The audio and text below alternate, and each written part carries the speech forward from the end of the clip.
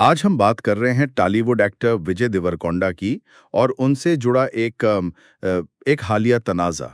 जी, हैदराबाद में एक फ़िल्मी तकरीब हुई थी और वहाँ उनके एक बयान पर काफ़ी आप कह सकती हैं हंगामा हुआ है। हाँ, और बात यहाँ तक पहुँची कि उन पर SC/ST एक्ट के तहत मुकदमा भी दर्ज हो गया है। बिल्कुल।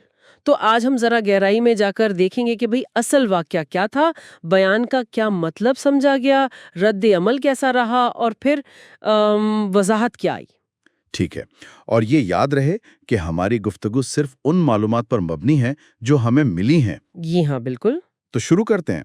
तारीख थी 26 अप्रैल, जगह हैदराबाद और मौका था तमिल फिल्म रेट्रो की प्री रिलीज तकरीब का। जी, वहां विजय ने पुलवामा हमले और पाक भारत कशीदगी पर कुछ बात की।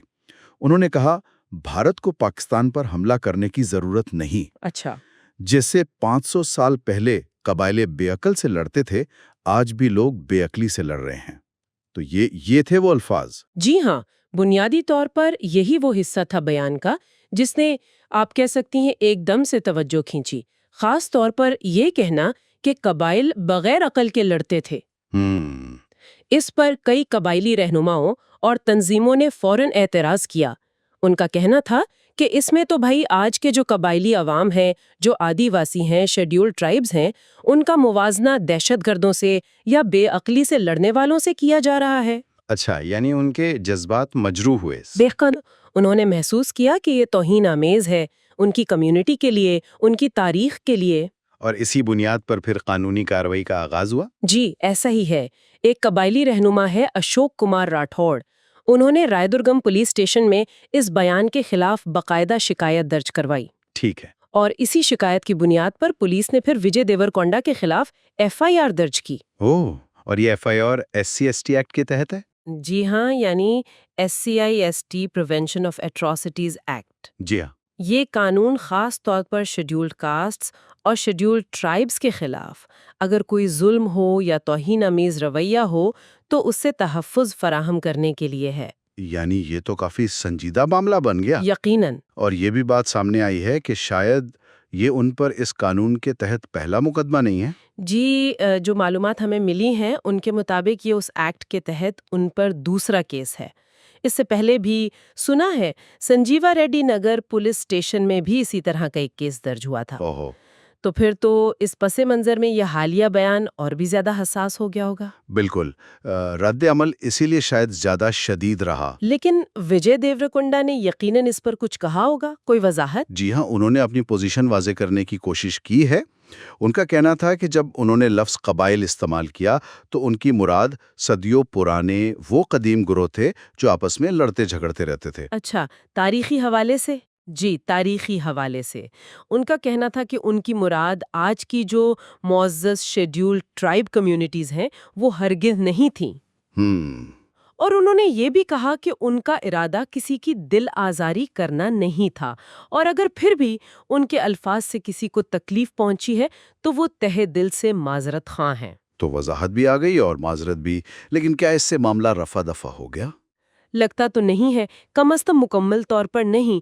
जो इतलात हैं वो यही बताती हैं कि माफ़ी मांगने के बावजूद भी एहतजाज जारी है और मज़ीद शिकायत भी शायद दर्ज करवाई जा रही हैं। ओह। तो ये सूरत हाल उनके जो फैंस हैं उनके लिए भी काफ़ी हैरानकुन होगी, ख़ास तौर पर अब जब उनकी नई फिल्म किंगडम भी आने वाली है। हाँ, वो तो जुलाई के आखिर में रिलीज होनी है ना? जी बिल्कुल। तो इस तनाज़े का फिल्म पर क्या असर पड़ता है ये तो वक्त ही बताएगा। तो ये वाकई एक पेचीदा सी सूरत हाल लग रही है। एक बयान है, फिर उस पर शदीद रद्द अमल, कानूनी कार्रवाई, फिर वजाहत और माफ़ी भी है। जी लेकिन मामला अभी तक चल रहा है। बिल्कुल। और ये वाक़या ना एक बड़े अहम नुक्ते की तरफ इशारा करता है किस तरफ? कि जो अवामी शख्सियात होती हैं, चाहे वो एक्टर हों, सियासतदान हों, कोई भी हो, जब वो बात करते हैं, ख़ास तौर पे जब वो तारीख का हवाला देते हैं या कोई तशबीह इस्तेमाल करते हैं, हाँ। तो उन्हें कितना मुहतात रहना पड़ता है। अल्फाज के मायने सियाक व सबाक से कैसे बदल सकते हैं और ख़ास तौर पे जब किसी कम्युनिटी की शिनाख्त या तारीख का मामला हो तो एक गलत फहमी या कह लें जानिस्ता तौहीन के कितने संगीन नताइज हो सकते हैं। सही।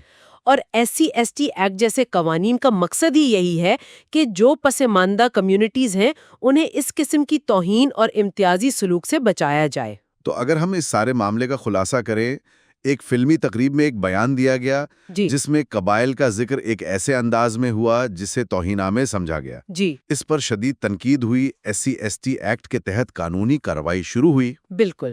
اداکار نے وضاحت بھی دی، معذرت بھی کی، لیکن معاملہ بھی پوری طرح حل نہیں ہوا۔ جی ہاں، یہی لب لباب ہے، اور یہ ہمیں اس سوال پر بھی سوچنے پر مجبور کرتا ہے کہ آج کے دور میں جب ہر بات فوراً پھیل جاتی ہے، سوشل میڈیا ہے، نیوز ہے، تو عوامی گفتگو میں تاریخی حوالوں یا استعاروں کا استعمال کتنا ذمہ دارانہ ہونا چاہیے؟ بہت اہم سوال ہے۔ خاص طور پر جب ان حوالوں کا تعلق کسی کمیونٹی کے جذبات سے، ان کی تاریخ سے جڑا ہو۔ کیا صرف نیت کافی ہے یا الفاظ کا جو اثر ہوتا ہے اسے زیادہ اہمیت دینی چاہیے؟ یہ ایک غور طلب نقطہ ہے جو اس پورے واقعے سے سامنے آتا ہے۔